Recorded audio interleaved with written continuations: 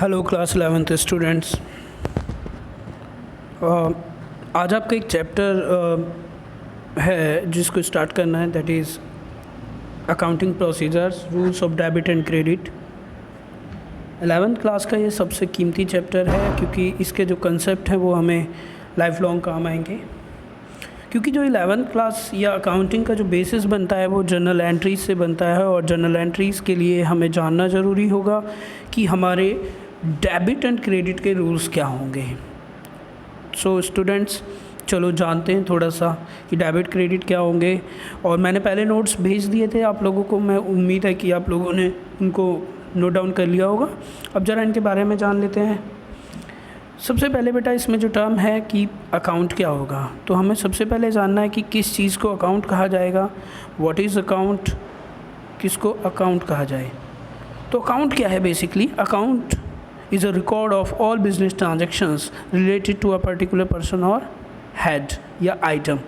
किसी एक व्यक्ति से जुड़ी हुई सारी ट्रांजैक्शन को जब मैं किसी एक पर्टिकुलर हेड के अंदर रिकॉर्ड करता हूँ, तो जो स्टेटमेंट बनती है उसको जो भी हम एक अकाउंट बनाते हैं वो हमारा अकाउंट कहलाएगा, या जो भी रिकॉर्ड करने का तरीका है वो अकाउंट कहलाता है। ठीक है बच्चों। यानी कि सपोज़ करो मैंने एक कोई व्यक्ति है मिस्टर राम के साथ पूरे दिन में मैंने बहुत सारी ट्रांजैक्शंस की। इट्स नॉट पॉसिबल कि मैं सबको मेमोराइज़ रखूं।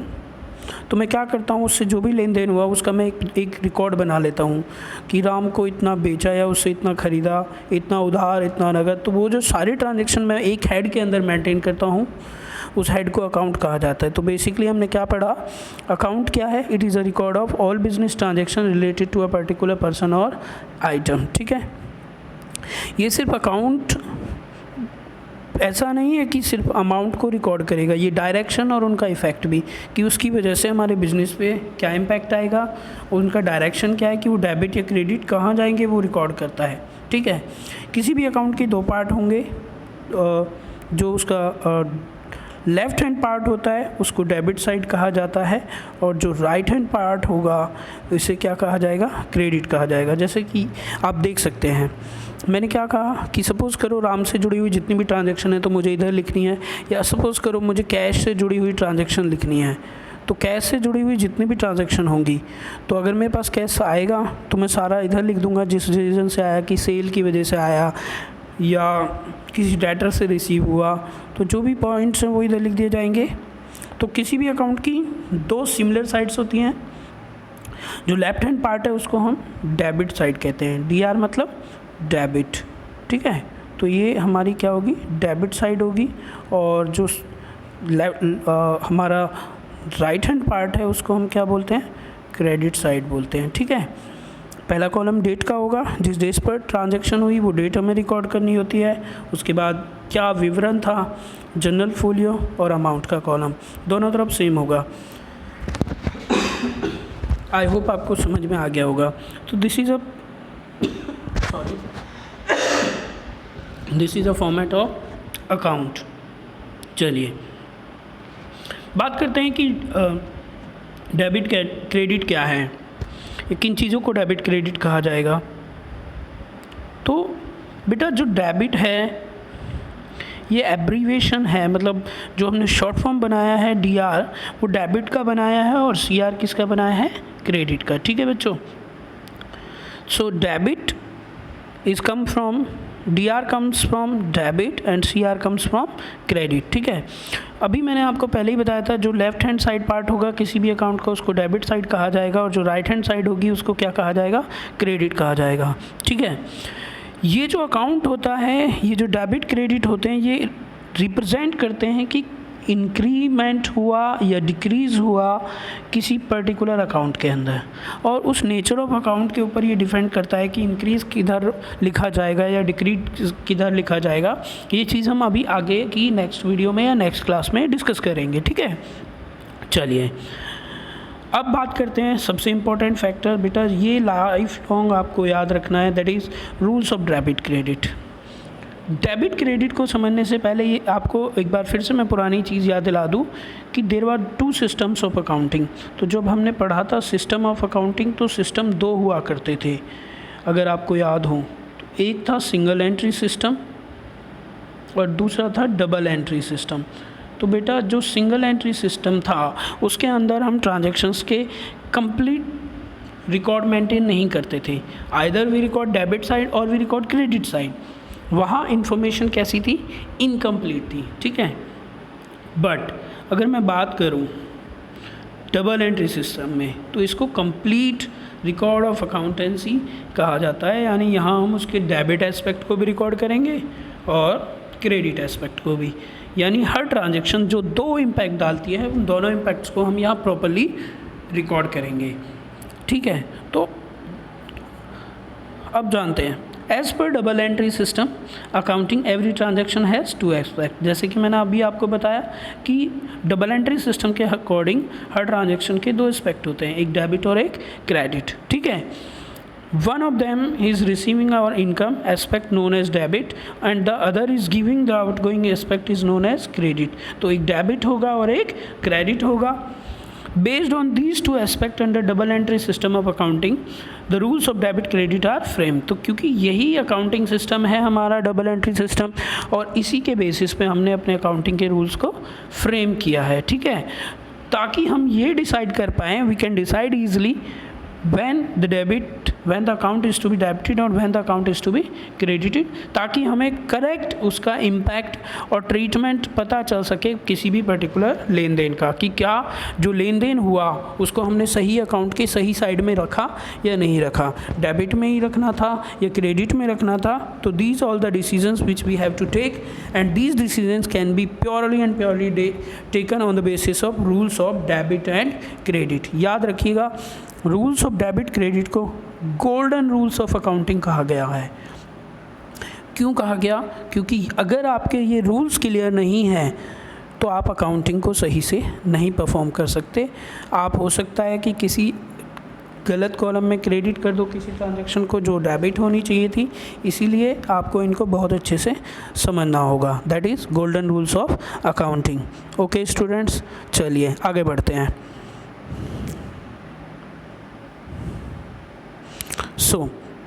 अकाउंट्स को जब क्लासिफिकेशन की बात आएगी तो अकाउंट्स को क्लासीफाई कैसे किया गया है उनके बारे में बात करते हैं।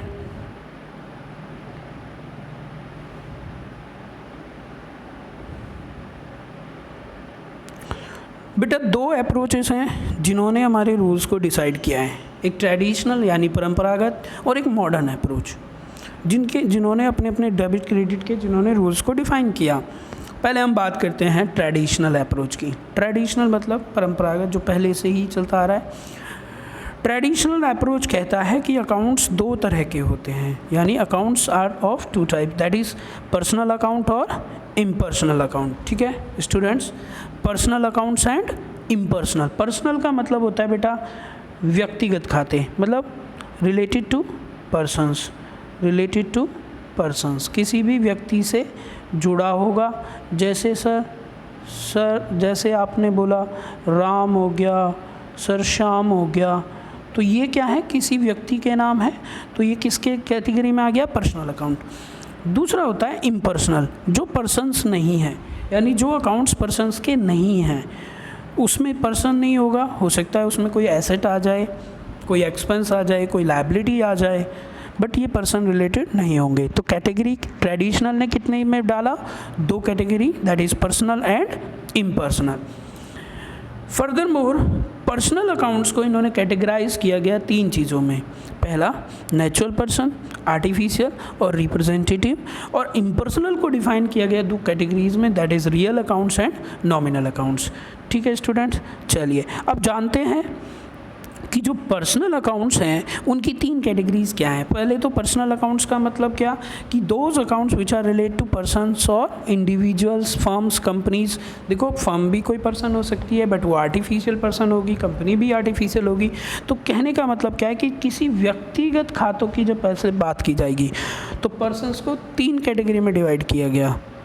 पहला नेचुरल पर्सन, दूसरा आर्टिफिशियल पर्सन और तीसरा रिप्रेजेंटेटिव पर्सन। पहले नेचुरल पर्सन्स की बात क्या करते हैं। नेचुरल पर्सन्स का मतलब क्या होता है, वो व्यक्ति जिनको गॉड ने क्रिएट किया, लाइक ह्यूमन बींग्स। ठीक है, तो these are the accounts of those persons who came into the existence naturally. भगवान ने उनको जन्म दिया, भगवान के चलते ही उनकी मौत होती है, और simply they are the creation of God. ठीक है, तो जैसे कोई भी नाम ले लेते हैं कि भाई रोहन, मोहन, श्याम, तो ये सब कैसे हैं? ये नेचुरल पर्सन्स हैं, ये सांस लेते हैं, ऐसा नहीं है कि ये रोबोट्स हैं। ठीक है, Therefore it includes accounts of name in like माया, राहुल, ओम, ये सब कैसे हो गए? नेचुरल।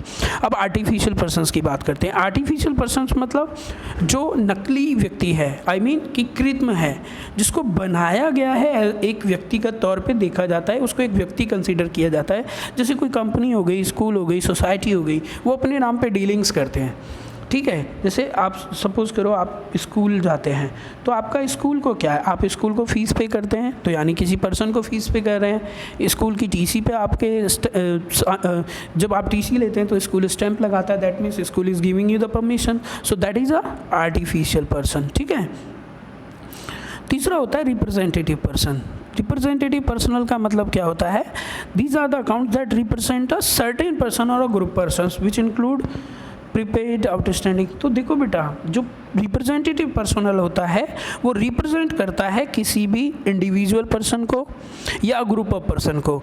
जैसे कि किसी व्यक्ति ने प्रीपेड इनकम कर रखी है या आउटस्टैंडिंग किसी पे रेंट है, तो ये किसी व्यक्ति का ही होगा, या किसी ग्रुप ऑफ पर्सन्स को प्रीपेड किया हुआ है, या किसी व्यक्ति की हमारे ऊपर पूरा किसी व्यक्ति ने किराया नहीं दिया हुआ है।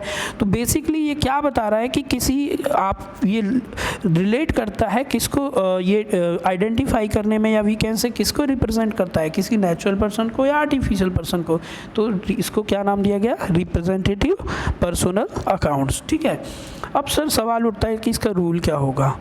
तो जब कभी भी पर्सन्स के बीच में लेन देन होगा, दो पर्सन्स के बीच में लेन देन होगा, तो याद रखिएगा जो व्यक्ति कुछ भी रिसीव करेगा उसको हम हमेशा डेबिट में रखेंगे, और जो व्यक्ति कुछ भी पे करेगा उसको हम क्या करेंगे? क्रेडिट। तो यानी सिंपल सा रूल क्या बना?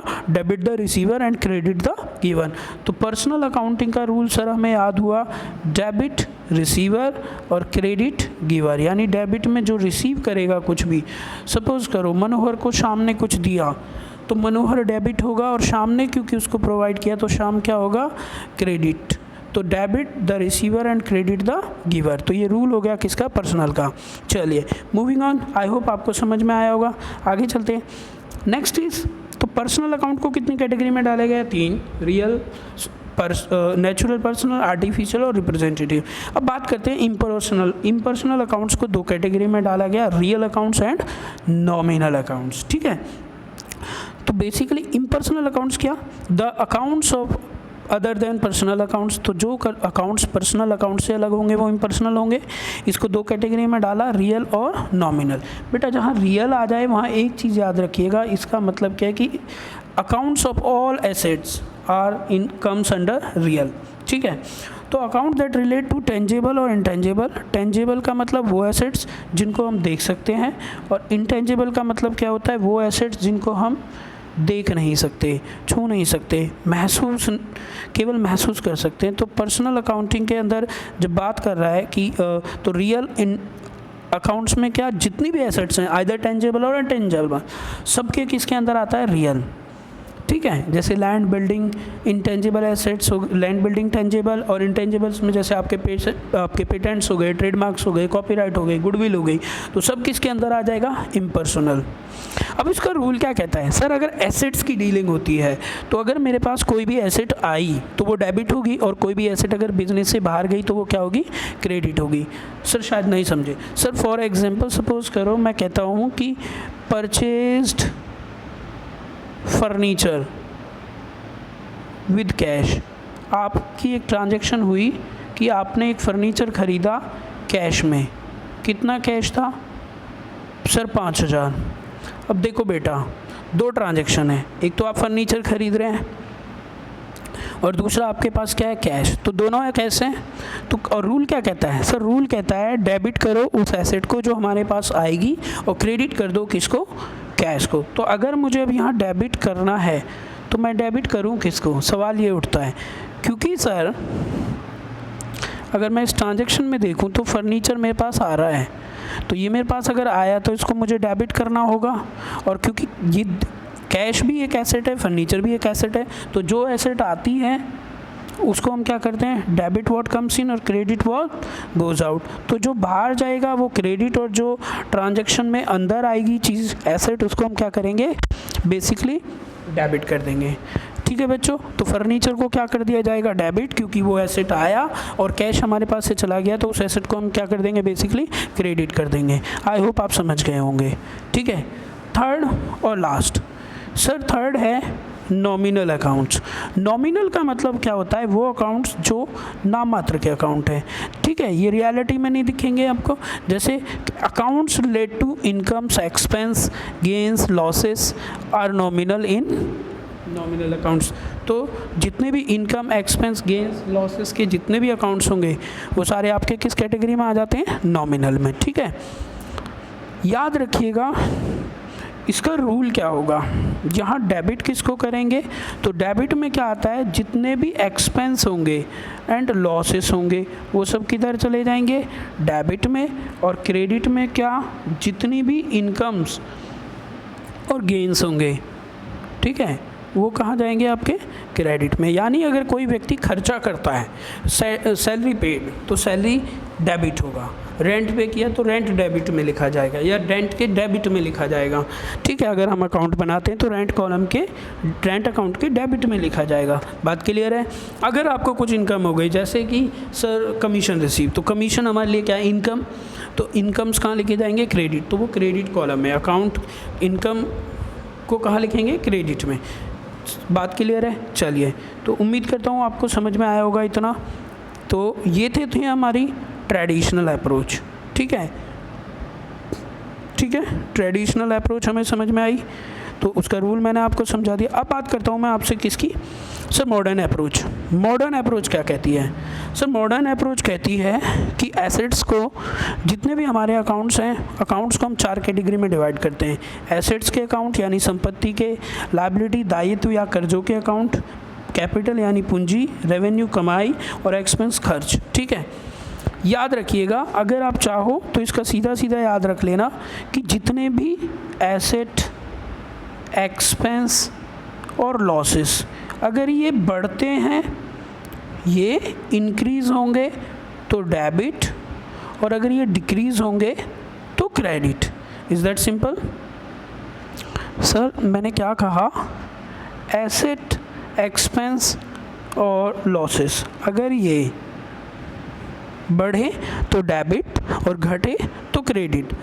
दूसरी तरफ रेवेन्यू, कैपिटल और लायबिलिटी, ये तीनों, अगर ये तीनों बढ़ते हैं तो क्रेडिट और घटते हैं तो डेबिट। ये एक सिंपल सा इनका याद रखने का तरीका है।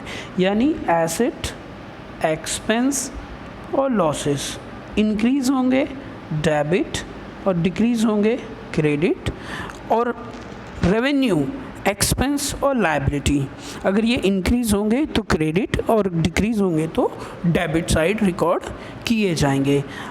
आई होप आप इनको पढ़ेंगे, आपको समझ में आएगा कि इनके क्वेश्चन आपको यही चीज़ मेंशन है।